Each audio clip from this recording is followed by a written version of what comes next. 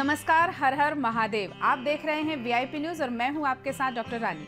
स्वागत है आपका हमारे विशेष कार्यक्रम दिव्य शिव में। श्रावण मास यानी बरखा का मास और भगवान शिव का आध्यात्मिक संबंध अत्यंत गूढ़ और पौराणिक है।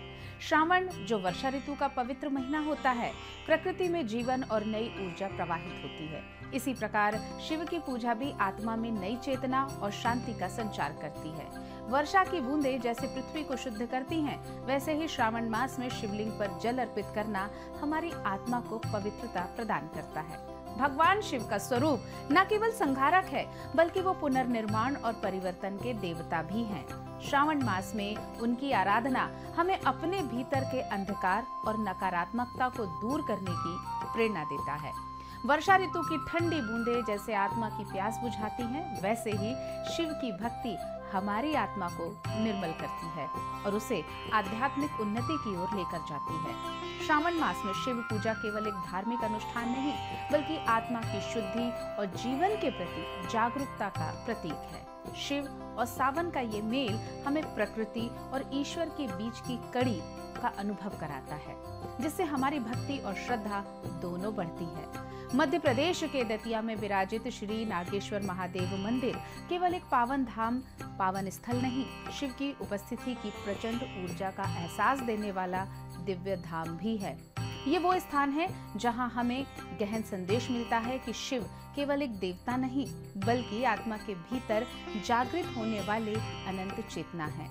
तो चलिए दिव्य धरा धाम दतिया श्री नागेश्वर महादेव मंदिर और दर्शन करें श्री गंगेश्वर महादेव के। श्रावण मास में शिवलिंग स्थापना भक्तों की गहन श्रद्धा और दिव्यता का संगम। रुद्राभिषेक महोत्सव, मंत्रों की गूंज और भक्तिमय आस्था का अनुपम दृश्य।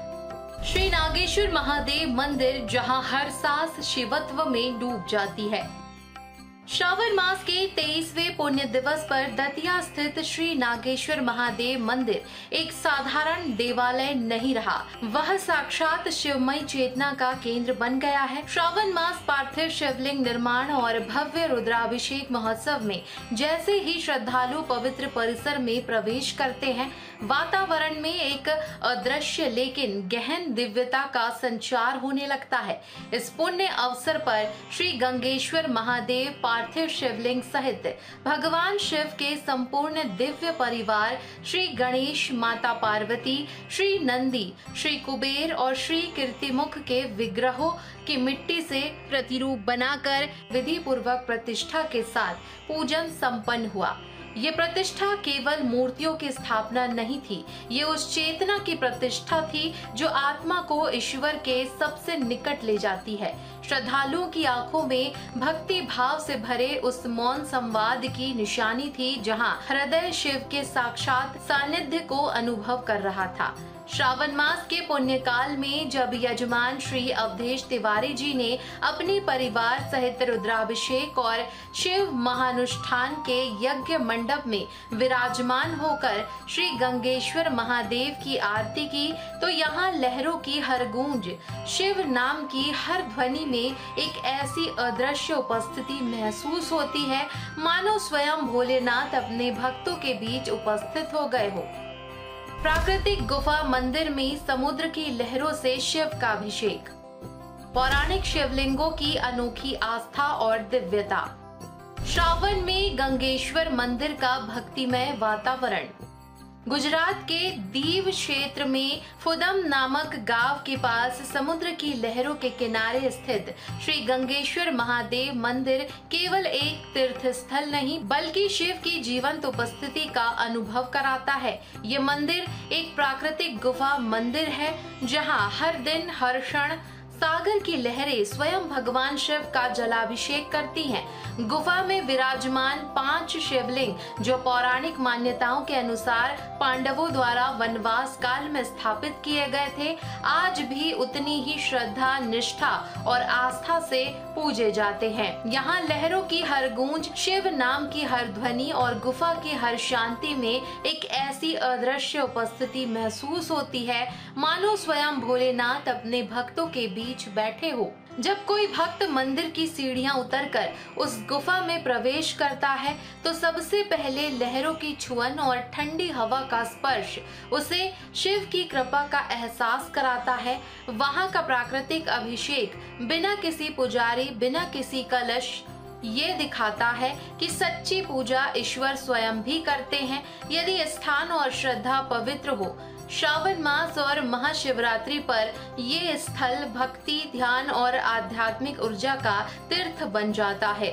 गंगेश्वर महादेव मंदिर वह स्थान है जहां आस्था आंखों से नहीं, आत्मा से देखी जाती है।